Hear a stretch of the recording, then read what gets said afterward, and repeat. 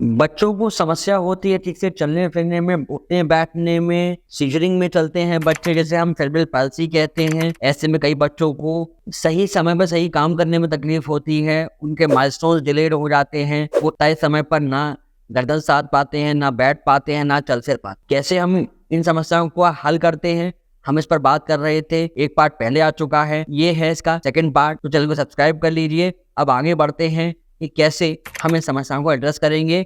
हम शुरुआत करते हैं एक्सरसाइजेस के ऊपर, कैसे अलग अलग पार्ट्स की एक्सरसाइजेस करानी है और उन जॉइंट्स को रिलीज करना है, सपोर्ट करना है, स्ट्रेंथ देनी। हम शुरुआत करते हैं अपर लिम्ब से। ये बहुत जरूरी है कि एक पेशेंट को अपर लिम्ब को साधने के लिए उसके कोर मसल्स स्ट्रांग होने चाहिए। इसके लिए बच्चे को कोबरा पोज करा सकते हैं आप, जिससे कि उसकी अपर बैक मसल्स और लोअर बैक मसल्स पे लोड पड़ेगा, उनमें स्ट्रेंथ डेवलप होगी। कोबरा पोज क्यों करवाते हैं? क्योंकि कोबरा पोज में जो पूरी बैक की एक्सटेंसर मसल्स हैं उन पर लोड पड़ता है। जैसा कि हमने कहा कि बच्चे के माइलस्टोन्स डिले होते हैं, इसमें बच्चा ना ही अपने नेक को होल्ड कर पाता है, ना ही ठीक से बैठ पाता है। अगर हम काइफोसिस की बात करें, बच्चा झुक के बैठता है, तब भी एक्सरसाइज उनकी मसल्स को स्ट्रॉन्ग करके खींच के स्पाइन को रखेगी और आप सीधा बैठ सकते हैं, वो बच्चा भी सीधा बैठ सकता है। इसके बाद जो ग्लूट्स हैं, जो ग्लूटियस मसल्स हैं, उनकी स्ट्रेंथनिंग बहुत इंपॉर्टेंट होती है। क्या होता है, लोअर बैक मसल्स तो स्टेबलाइजर्स होती हैं, बट ग्लूट्स हमारी प्राइम मूवर हैं बैक को मूव करने में, कमर को खाने में, एक्सटेंड करने के लिए। तो ग्लूट्स की स्ट्रेंथनिंग कराई जा सकती है। फॉर एग्जांपल, आप प्रोन लाइंग में सिंगल लेग रेजिंग आप एक्सरसाइज करवा सकते हैं, जिससे कि बच्चे की जो मसल्स हैं, ग्लूट्स की हिप मसल्स जो हैं, उनमें स्ट्रेंथ आती है। कई बार बच्चे खड़े होते हैं, वो आगे झुक के खड़े होते हैं क्योंकि उसकी जो बैक मसल्स है वो वीक है, वो आगे को बेंड कर रहे हैं। तो उसके लिए ये बहुत आवश्यक है कि बैक मसल्स में स्ट्रेंथ डेवलप करी जाए। इसके साथ आती है बच्चे के कंधे की एक्सरसाइज, क्योंकि क्या होता है, जब मसल्स वीक होती है तो ये बात आपको हम बता दें कि अगर हाथ से कोई काम करना है तो उसके लिए उसका जो प्रॉक्सिमल जॉइंट है, एल्बो, वो जरूरी है। बट एल्बो के काम करने के लिए भी शोल्डर बहुत इंपॉर्टेंट है। तो कुल मिला के सबसे जो इम्पोर्टेंट जॉइंट यहाँ पर आता है अपर लिम्ब में, वो शोल्डर जॉइंट है। जब शोल्डर स्ट्रांग होगा, वो स्टेबलाइज होगा, तब जाकर एल्बो वर्क करेंगी, और अगर एल्बो स्टेबलाइज होगी तो रिस्ट और हाथ मूव करेगा, अच्छे से काम कर सकेगा। इसलिए कंधे के मूवमेंट बड़े इंपॉर्टेंट है। नेक्स्ट अब बात आती है एल्बो। एल्बो जॉइंट जनरली बहुत टाइट रह जाता है, बच्चों का स्टिफ रहता है, जिस वजह से हाथ का मूवमेंट नहीं आता। ऐसे में अगेन एल्बो की स्ट्रेचिंग एक्सरसाइजेस होती हैं, जिससे कि जो बाइसेप्स मसल हैं, रेडियल मसल्स हैं, ये फ्री हो जाएंगी, तो अच्छे से जॉइंट मूव करेगा। आप बच्चे के एल्बो को मूव कर सकते हैं, क्योंकि ये बहुत जरूरी है कि सारे ही जॉइंट फ्री हो अपर लिम्ब के, तभी आप वो ग्लास उठा के बच्चा पानी पी सकता है। नेक्स्ट बहुत इंपॉर्टेंट है रिस्ट। ये रिस्ट से हाथ का जो हिस्सा है, इसमें 19 जॉइंट्स होते हैं, 19 जॉइंट्स आते हैं एंड 24 मसल्स आते हैं। ये सारी मसल मिलके बहुत ही कॉम्प्लेक्स मूवमेंट्स परफॉर्म करती हैं। एल्बो जॉइंट बहुत सिंपल है, सिंगल मूवमेंट हुआ, मोड़ना है, सीधा करना है। बट यहाँ पर कलाई पे, रिस्ट पर बहुत सारी मसल्स है, कॉम्प्लेक्स मूवमेंट है। फॉर एग्जाम्पल, किसी चीज को ग्रैब करना है, उठाना है, बहुत सारे कॉम्प्लेक्स मूवमेंट है।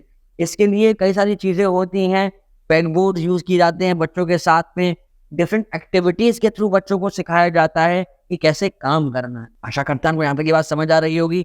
आइए तो वीडियो को लाइक अभी कर दीजिए, तभी आगे बढ़िए। इसके बाद बारी आती है एक ऑक्यूपेशनल थेरेपिस्ट की, जो उस पेशेंट से बाकी एक्टिविटीज को मास्टर कराता है। डेली रूटीन की एक्टिविटीज मास्टर होती हैं, चाहे वो डेली की एक्टिविटी हो, चाहे वो उसकी फंक्शनल एक्टिविटीज हो, किसी काम से संबंधित एक्टिविटीज हो, फिर ऑक्यूपेशनल थेरेपिस्ट इस पे काम करते हैं। नेक्स्ट अब बात आती है पेशेंट के लोअर लिम्ब। तो लोअर लिम्ब पेशेंट की मोबिलिटी के लिए बहुत इंपॉर्टेंट है, क्योंकि अगर मोबिलिटी नहीं होगी तो पेशेंट किसी ना किसी पर डिपेंडेंट रहेगा, कहीं भी मूव करने के लिए, जाने के लिए, यहाँ तक कि मोशन और यूरिन तक के लिए उसे वॉशरूम जाने में सहारे की जरूरत पड़ेगी, वो अपने आप से नहीं जा सकते। इसलिए ये बहुत इंपॉर्टेंट है कि लोअर लिम्ब की स्ट्रेचिंग और स्ट्रेंथनिंग पर ध्यान दिया जाए। अब आपको मैं स्पेसिफिक एक्सरसाइज अभी यहाँ पे बहुत ज़्यादा नहीं बता सकता, क्योंकि ये पेशेंट स्पेसिफिक रहती हैं। यहाँ इस पेशेंट में हम जो एक्सरसाइज करवा रहे हैं, वो इस पेशेंट के अकॉर्डिंगली हमने प्लान बनाया है, प्रोटोकॉल डेवलप करा है, उनको हम करवा रहे हैं। बट हर बच्चे की समस्याएं अलग होती हैं, उन्हें अकॉर्डिंगली एड्रेस करना चाहिए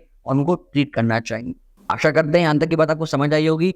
अगर फिर भी आपको कोई दुविधा रहती है सेरेब्रल पैल्सी को लेकर या जॉइंट और मस्कुलर लेवल पर, तब हमें कमेंट सेक्शन में अपनी समस्या पोस्ट कर सकते हैं। लोअर लिम्ब के बाद बारी आती है पेशेंट के बैलेंस। तो बैलेंस के लिए कई ऐसी एक्सरसाइजेज हैं जिनसे हम बच्चे का बैलेंस इंप्रूव कर सकते हैं, कोऑर्डिनेशन इंप्रूव कर सकते हैं, डेली एक्टिविटीज को इंप्रूव कर सकते हैं। फॉर एग्जांपल बैलेंस बोर्ड पर बच्चे को अगर हम खड़े होकर एक्सरसाइज कराते हैं तो उसका बैलेंस कोऑर्डिनेशन इंप्रूव करता है। इसके अलावा उनकी ब्रीदिंग एक्सरसाइज, क्योंकि कई बार बच्चों की ब्रीदिंग भी इम्पेयर होती है, बच्चे नीचे सांस नहीं ले सकते, उसके लिए कई सारे ब्रीदिंग एक्सरसाइजेज हैं, जैसे कि प्राणायाम हो सकते हैं। आप बच्चों को डिफरेंट तरह की चीजें करवा सकते हैं जिससे कि उनकी ब्रीदिंग इंप्रूव करे। अगर बच्चा समझ रहा है कि क्या करना है तो आप उन्हें इंस्ट्रक्ट करके ब्रीदिंग एक्सरसाइज करवा सकते हैं, जिससे उनके डायफ्राम की स्ट्रेंथ बढ़े, उनके लंग्स की स्ट्रेंथ बढ़े।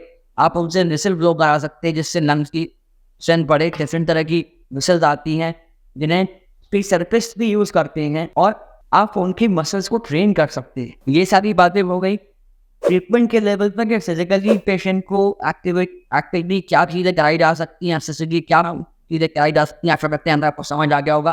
फिर भी कोई दुविधा रहती तो आप हमसे कॉल कर रहे हैं, पर्सनल अपॉइंटमेंट लेके 1-to-1 आप हमसे बात कर सकते हैं। कुछ और प्रॉब्लम से बच्चों को आती है जिनके लिए भी फिजियोथेरेपी बहुत जरूरी होती है, जैसे कि बच्चों का ब्लड कंट्रोल नहीं होता, उन्हें मालूम ही नहीं पड़ता कब यूनिट डिप्लॉयड हो गई, तो उनकी मसल का स्टिमुलेशन है, ये मसल का स्टिमुलेशन है या उनकी टॉनिक ट्रेनिंग है, ये बहुत इंपॉर्टेंट है, कराई जा सकती है। एक ओटी या पीटी इससे आपकी हेल्प कर सकते हैं।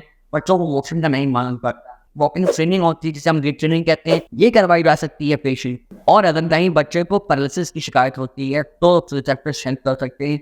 मसल का स्टिमुलेशन किया जा सकता है, मसल्स की स्ट्रेचिंग और स्ट्रेंथनिंग कराई जा सकती है। हर जॉइंट लेवल पर, हर मसल के लेवल पर ये सारे काम करके बच्चे की हेल्प की जा सकती है। वही इसके साथ साथ कुछ प्रिकॉशंस हैं जिन्हें आप मेंटेन कर सकते हैं। फॉर एग्जांपल बच्चे के माइलस्टोन्स को देखें, ध्यान दें। अगर कहीं आपको लगता है कि डिले आ रहा है तो कंसर्न डॉक्टर को अवश्य दिखाएं। एक पीडियाट्रिशियन को कंसल्ट करिए, एक फिजियोथेरेपिस्ट को कंसल्ट करिए। अगर स्पीच की दिक्कत आ रही है तो एक स्पीच थेरेपिस्ट को कंसल्ट करिए। बच्चे की हाइजीन का बहुत ध्यान रखिए जिससे कि उसे कोई इन्फेक्शन ना हो। क्योंकि अगर इन्फेक्शन होगा कहीं ना कहीं ब्रेन पर, बॉडी का नेगेटिव इम्पैक्ट पड़ता है। और इस सब में बहुत एक इम्पॉर्टेंट बात, पेरेंट्स का एजुकेट होना, पेरेंट्स को वो ट्रीटमेंट, वो एक्सरसाइज जानना। क्योंकि होम रेजिंग जो होती है, होम केयर जो होती है, बच्चे का एक अलग ही लगाव अपनी माँ के साथ भी होता है। तो वो थेरेपिस्ट जो काम कर रहा है उसके साथ मिलकर बच्चे की मदद जो काम कर सकती है, बच्चे के घर वाले जो काम कर सकते हैं, बहुत इंपॉर्टेंट है। उससे बहुत हेल्प मिलती है बच्चे के डेली एक्टिविटीज और रिस्टोर करने में, उसकी फिजिकल एबिलिटीज को नॉर्मलाइज करने में, उसका गेट पैटर्न ठीक करने में। इसके साथ साथ नर्व वीकनेस को कैसे एड्रेस करना है उसके लिए ये वाला वीडियो अगर आप फिर देखिएगा बाद में, जिससे आपको मालूम पड़े कि वीकनेस ऑफ नर्व्स कैसे ठीक दर्ज। अब कुछ प्रश्न लोगों के होते हैं कि क्या सेरेब्रल पैल्सी बड़े लोगों को हो सकती है? तो नहीं, सेरेब्रल पैल्सी एक चाइल्डहुड प्रॉब्लम ही है, ड्यूरिंग द डेवलपमेंटल स्टेजेस ही होती है। अगर किसी को बचपन में समस्या नहीं हुई है तो आप निश्चित रहें बड़े होकर ये समस्या नहीं होने वाली। प्रश्न होता है बहुत बार कि क्या सेरेब्रल पैल्सी एक हेरिडिटरी इशू है? नहीं, ये समस्या होती है एब्नॉर्मल डेवलपमेंट की वजह से। अब वो डेवलपमेंट फीटल स्टेज पर हो सकता है, वो डेवलपमेंट आफ्टर डिलीवरी हो सकता है, जिसमें कि पेशेंट को मोटर डिसेबिलिटीज आ सकती है, चलने करने में समस्या हो सकती है, बैठने उठने में समस्या हो सकती है, ग्रैब करने में समस्या हो सकती है, सारे काम करने में समस्या हो सकती है, या डेवलपमेंटल लेवल पर उसके माइलस्टोन्स डिले हो सकते हैं। अगर वही हम समझें कि सेरेब्रल पैल्सी में क्या एक ही तरह की चीजें मिलेंगी, किसी बच्चे की मसल टाइट हो सकती है, किसी बच्चे की मसल वीक हो सकती है, किसी बच्चे के माइलस्टोन्स डिले हो सकते हैं, किसी बच्चे के कॉग्निटिव फंक्शन की नहीं हो सकते। अलग अलग तरह की समस्याएं अलग अलग बच्चों में मिल सकती हैं। आप ये ना समझें कि किसी एक ही बच्चे में सब कुछ मिल सकता है या एक ही तरह की समस्याएं किसी बच्चे को मिलेंगी। शायद आप ये सब बात समझ रहे होंगे, इसलिए इस वीडियो को हर व्यक्ति को शेयर अवश्य करिए, क्योंकि कहीं ना कहीं लोग इस बारे में बात नहीं करते या समझते नहीं है कि क्या करना है, और अल्टीमेटली इस वजह से नुकसान बच्चों का होता है। उन्हें सही समय पर सही ट्रीटमेंट नहीं मिल पाता और उनकी लाइफ खराब हो जाती है।